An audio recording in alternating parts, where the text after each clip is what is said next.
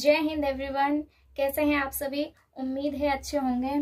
तो चलिए अच्छे से मूड के साथ अपनी इस क्लास को शुरू करते हैं। आप यही सोच रहे होंगे ना, हम अपनी इस क्यूरियस एजुकेशन एरा में क्या सीखने आए हैं, क्या हम लर्न करेंगे और क्या हमारी जर्नी रहेंगी, किस सब्जेक्ट के बारे में है, इंग्लिश है, हिंदी है, जीएस है, क्या है। तो सबसे पहले मैं आप बता दूं, हम अपनी इस जर्नी में सबसे पहले शुरुआत करेंगे जीएस से। सबसे अच्छा टॉपिक स्टार्ट करने के लिए मुझे मैपिंग लगता है। तो मैप के थ्रू हम अपने जीके और जीएस सब्जेक्ट को, जो कि सबको बहुत ज़्यादा टफ लगता है क्योंकि इसमें स्टैटिक पोर्शन होता है और कहीं कहीं ज्योग्राफी, कहीं करंट, ये सब रिलेट हमें करना पड़ता है। तो चलिए अपने इस मुश्किल से सब्जेक्ट को आसान बनाते हैं। तो मैपिंग में हम सबसे पहले समझेंगे अपने इंडिया के बारे में। हम यहाँ पर इंडियन मैप के बारे में समझेंगे, ना कि वर्ल्ड मैप के बारे में। जब हम इंडियन मैप के बारे में समझ रहे हैं तो जाहिर सी बात है हम इंडिया के बारे में हर चीज़ रिलेट करते हुए चलेंगे, उसके स्टेट के बारे में, यूनियन टेरिटरीज के बारे में। तो चलिए, जब आप मैपिंग को ध्यान से समझते हैं तो ये है हमारा ग्लोब। कुछ इस तरीके से बनाते हैं हम। इन्हें इन रेखाओं में बांटते हैं। इन रेखाओं में अगर हम देखें तो ये जो ऊपर वाली है ये है कर्क रेखा, कर्क रेखा, और इसी में ही नीचे वाली मकर रेखा, और इसे बोलते हैं हम, इसे क्या बोलते हैं? इसे बोलते हैं हम विषुवत रेखा। क्या बोलते हैं? विषुवत रेखा। तो जब आप कभी ग्लोब देखेंगे तो उसमें आप देखेंगे कि जो हमारा इंडिया है वो यहाँ ऐसे करके है, कुछ इस तरीके से। नक्शा थोड़ा ठीक नहीं बना है, पर कर्क रेखा में आप इस तरीके से अपना इंडिया देखोगे। यही मैंने बड़े रूप में यहाँ पर बनाया है, जिसमें हमारा बड़ा नक्शा इंडिया का बना हुआ है, और यहाँ पर यही कर्क रेखा बीच से काटती हुई हमारे इंडिया को पार कर रही है।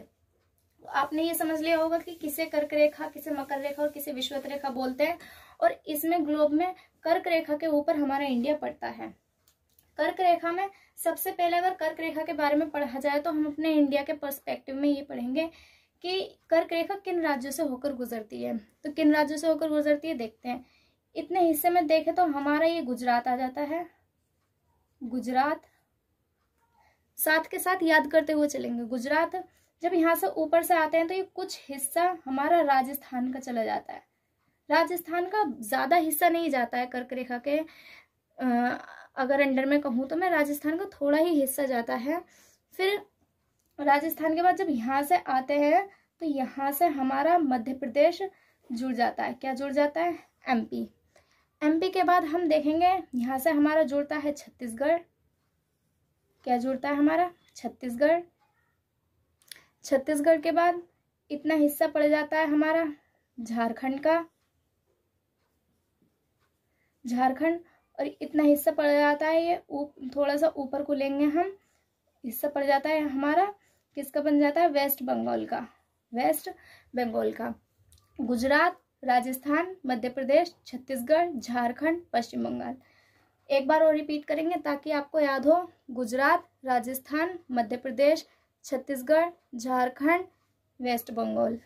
गुजरात, राजस्थान, मध्य प्रदेश, छत्तीसगढ़, झारखंड, वेस्ट बंगाल। वेस्ट बंगाल के बाद इधर आ जाते हैं, यहाँ से ये दो स्टेट पड़ेंगे।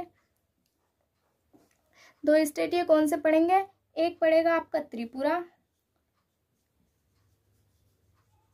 त्रिपुरा, और ये पड़ेगा एक मिजोरम। देखिए कर्क रेखा यहाँ के थोड़े से ही हिस्से में आ रही है, मीन्स इन स्टेट पर कर्क रेखा थोड़े ही हिस्से में गुजरती है।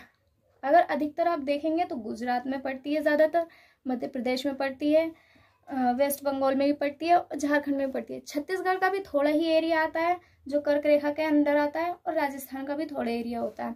तो चलिए इन स्टेट को दोबारा याद करते हैं। गुजरात, राजस्थान, मध्य प्रदेश, छत्तीसगढ़, झारखंड, वेस्ट बंगाल, त्रिपुरा, मिजोरम। कितने स्टेट हो गए? कर्क रेखा से गुजरने वाले, कर्क रेखा से गुजरने वाले कितने स्टेट हो गए? गुजरने वाले स्टेट कितने हो गए? हम कहेंगे 8 स्टेट। कितने? 8। कौन कौन से? दोबारा मेरे साथ रिपीट करेंगे ताकि आपको याद हो जाए।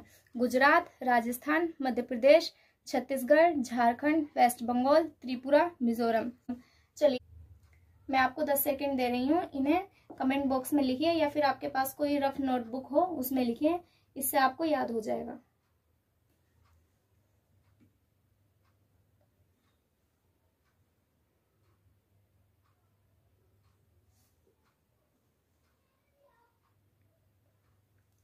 आपको याद हो गए होंगे। अच्छा, इसमें एक समझने वाली चीज और ये है, हमने अभी देखा ये ऊपर कर्क रेखा, ये नीचे मकर रेखा और यहाँ पर ये विषुवत रेखा। जब यहाँ पर ये सन, ये क्या है हमारा सन, जब सूर्य की रोशनी पड़ती है तो यहाँ से तो थोड़ी तिरछी रात चली जाती है ऊपर को, लेकिन अगर मध्य में देखेंगे तो हमारी लंबवत पड़ रही है, लंबवत। एक यहाँ से नोट करने वाली बात ये बनती है, नोट कर लीजिए कि सूर्य जो है, सूर्य कर्क रेखा और मकर रेखा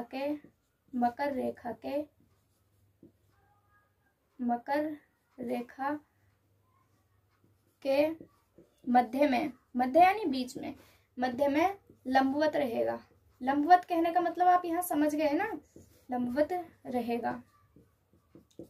देख, पृथ्वी सूर्य का घूर्णन और परिक्रमा दोनों करती है, तो जब सूर्य हमें कर्क रेखा और मकर रेखा के बीच में दिखता है, जिस समय सूर्य हमें कर्क रेखा और मकर रेखा के बीच में दिखता है तो हम देखेंगे सूर्य हमारे लंबवत होता है। तो लंबवत कब दिखेगा? जब सूर्य कर्क रेखा और मकर रेखा के बीच में आएगा। अब ये कर्क रेखा मकर रेखा हम एक बार के बीच में जब लंबवत पड़ता है तो हम इसे मैपिंग के थ्रू समझ लेते हैं। जैसे कि सूर्य अगर मैं कहूँ उत्तराखंड में पड़ रहा है, उत्तराखंड में सूर्य की किरणें जाएंगी, सूर्य जाएगा तो क्या ये लंबवत जाएगा? नहीं, क्योंकि कर्क रेखा ये है और नीचे होगी मकर रेखा, तो कर्क रेखा और मकर रेखा के बीच में ही सूर्य लंबवत रहेगा। अगर ऊपर नॉर्थ के एरिया में हम जितने भी राज्य हैं वहां पर सूर्य लंबवत नहीं रहेगा। अगर मैं यहाँ मध्य प्रदेश में बात करूं या फिर छत्तीसगढ़ हो गया, उड़ीसा हो गया, अगर मैं साउथ के स्टेट की बात करूं तो एक रांची ऐसा है जहां पर सूर्य लंबवत सिर्फ एक बार ही पड़ेगा। अन्यथा जब यहाँ से सूर्य केरल से एक बार लंबवत पड़ेगा तो जब सूर्य हमें वापस दिखाई देगा लंबवत, तो यहाँ पर दूसरी बार जो दिखाई देगा सूर्य लंबवत वो दूसरी बार होगा। एक बार जाते समय और एक बार आते समय, इस तरीके से 2 बार सूर्य लंबवत दिख रहा है। लेकिन एक रांची है मध्य प्रदेश का शहर जहाँ पर सूर्य सिर्फ एक बार ही लंबवत दिखेगा। तो आपको ये लंबवत कब लंबवत दिखता है सूर्य, ये आपको समझ में आ गया होगा किन 2 रेखाओं के बीच में, कर्क रेखा मकर रेखाओं के बीच में। आज की इस क्लास में ये समझा कि किसे हम मकर रेखा कहेंगे, किसे हम विषुवत रेखा कहेंगे और किसे हम कर्क रेखा कहेंगे। और हमारा भारत किस रेखा के बीच में पड़ता है?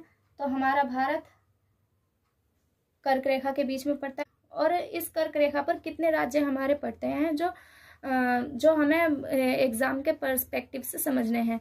तो हमारे 8 राज्य हैं। कौन से 8 राज्य हैं? गुजरात, राजस्थान, मध्य प्रदेश, छत्तीसगढ़, झारखंड, वेस्ट बंगाल, त्रिपुरा, मिजोरम। तो इन 8 राज्यों को आप याद करोगे, ज्यादा मुश्किल नहीं है इन्हें याद करना, बहुत आसान है। जब भी कोई चीज़ हम मैपिंग के थ्रू समझते हैं, पढ़ते हैं या फिर लिख कर देखते हैं तो वो हमें ज़्यादा जल्दी याद होती है। तो आप भी इसे ऐसे ही रिवाइज करेंगे। आप एक नक्शा बनाएंगे, समझेंगे, वहाँ पर गुजरात, राजस्थान, इन 8 स्टेट्स के नाम लिखेंगे। लिखने के बाद जो आपको याद होगा वो आप कभी नहीं भूलेंगे। तो चलिए आज की क्लास में इतना ही। कल को हम अपना अगला टॉपिक स्टार्ट करेंगे। Thank you for watching.